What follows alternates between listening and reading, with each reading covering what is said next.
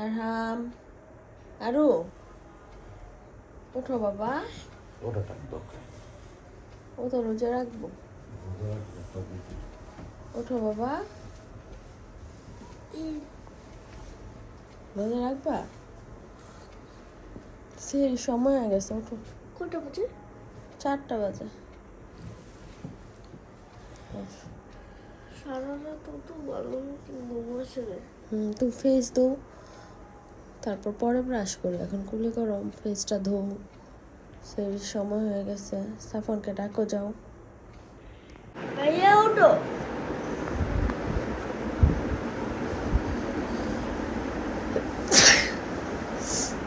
ভাইয়া ওঠো, সে টাইম হয়ে গেছে। ভাইয়া, এ ভাইয়া, ভাইয়া ওঠো, সে টাইম হয়ে গেছে। ওঠো, 4টা বাজে।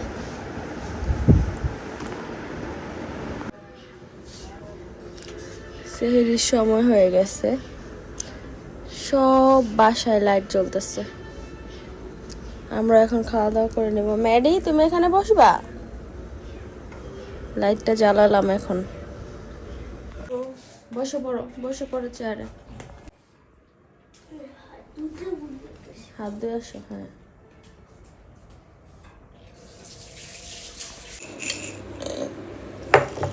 সেহরি খাওয়া শেষ। এখন ছোলাগুলো রাতেই আমি ভিজিয়ে রাখবো। সেহরির পরেই সাধারণত ছোলা ভিজিয়ে থাকি, যাতে পুরোপুরি ভিজে যায়। আজকে প্রথম রোজা, তাই একটু বেশি পরিমাণ ছোলা ভিজিয়ে রাখলাম।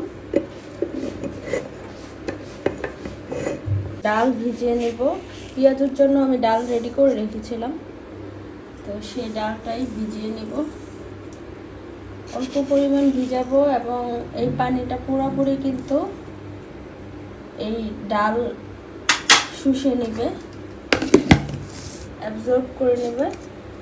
তো এই তো ডালটা ভিজিয়ে দিলাম, বুটও ভিজিয়ে দিলাম। এখন আজান হয়ে যাবে কিছুক্ষণের মধ্যে, টাইম শেষ হয়ে যাবে সেহরির।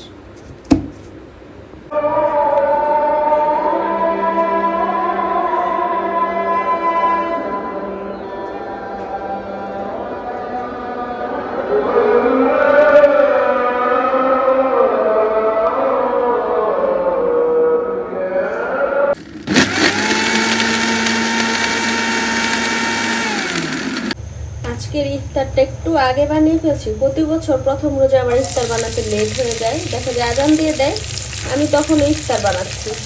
তো সেই জন্য আজকে সবার আগে ইফতার বানিয়ে ফেলবো।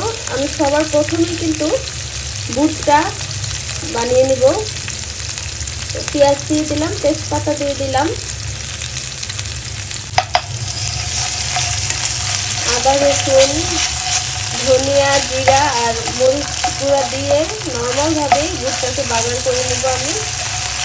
মশলা কষানো হয়ে গেছে, এখন বুট দিয়ে দিলাম। আর বুটের আলুগুলো কালো হওয়ার কারণ হচ্ছে আমি বুটের সাথে সিদ্ধ করেছি, সেজন্য একটু কালো হয়েছে। কিন্তু এতে কিন্তু কোনো টেস্টের কোনো রকম কোনো তফাৎ হয় না। তো বুটটাকে ভালো মতো আমি কষিয়ে নিব এবং আলুগুলোকে ভেঙে দিব, হয়ে যাবে। বুট নামানোর সময় একটু ধনিয়া পাতা দিব, আর এখানে কাঁচামরিচ কুচি দিয়ে দিয়েছি।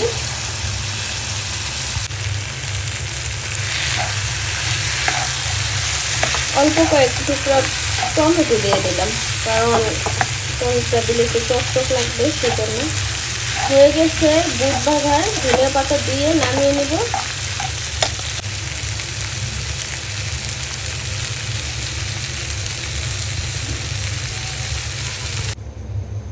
এখানে সব কিছু রেডি করে রেখেছি।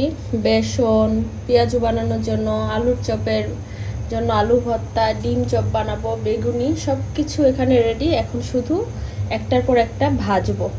সব কিছু রেডি করে নিলে অনেক সুবিধা হয়, আর কাজটাও মনে হয় যে সহজ, না হয় বারবার উঠতে বসতে খুব ঝামেলা হয়ে যায়।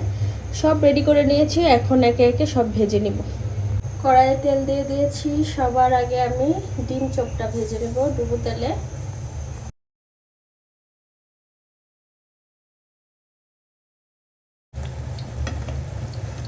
এখানে আমি বেকিং সোডা ইউজ করেছি, কোনো ফুড কালার ব্যবহার করিনি কালারের জন্য। শুধু মরিচ হলুদ দিয়েছি বেসনের মধ্যে। আর বেকিং সোডাটা দিলে সুন্দরভাবে ফুলে ওঠে, সেজন্য। ডিম চপ হয়ে গিয়েছে, এখন আমি আলুর চপ বানিয়ে নেব। এখানে আমি বিটরুটের জুস করে নিচ্ছি। বিটরুট আমি আগেই তো গুঁড়া করেছিলাম, আপনাদের দেখিয়েছি। এখানে বিটরুটের এখানে আমি 2টা গ্লাসে পানি দিয়ে দিচ্ছি।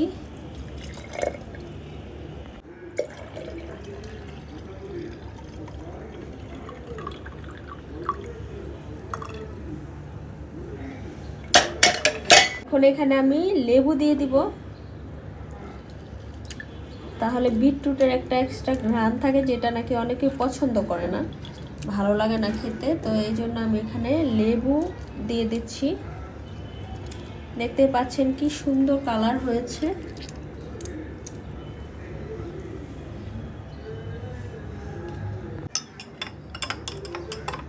লেবুর রসটা মিক্স করে নিচ্ছি। বিটরুটের সাথে তো মিষ্টি আগেই দিয়েছি, আমলকি আর মিষ্টি। তো এই হচ্ছে বিটরুটের জুস রেডি ইফতারের জন্য। আর সাথে এখানে দিয়ে দিব একটা স্ট্র, দেখতে পাচ্ছেন একটা স্ট্র দিয়ে দিলাম। সব কিছু টেবিলে রেডি করেছি, এখন চাদর বিছিয়ে নিচে আমরা ইফতার করব। যেহেতু আমরা মুড়ি মাখা খাই সবাই একসাথে, টেবিলে খাওয়া সম্ভব হয় না। তো এখন চাদরটা বিছিয়ে সব কিছু চাদরের মধ্যে নিয়ে নিব।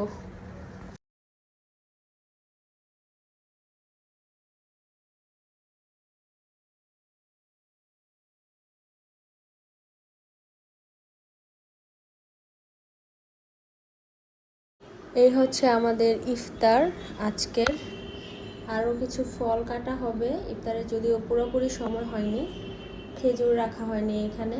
তাছাড়া আলহামদুলিল্লাহ সব কিছুর জন্য খুব কম আইটেমও ইফতার হয়ে যায় জানি, কিন্তু বাচ্চারা যেহেতু রোজা রেখেছে সেই জন্য একটু স্পেশাল কিছু করেছি, যাতে ওরা আগ্রহ পায়। তো সেই জন্যই এগুলো করা। তো আজকের ভিডিওটি এই পর্যন্তই, ভালো থাকবেন সবাই। ইফতার করতে আসছো? আমাদের ম্যারিও ইফতার করবে। ইফতার করবে ম্যারি?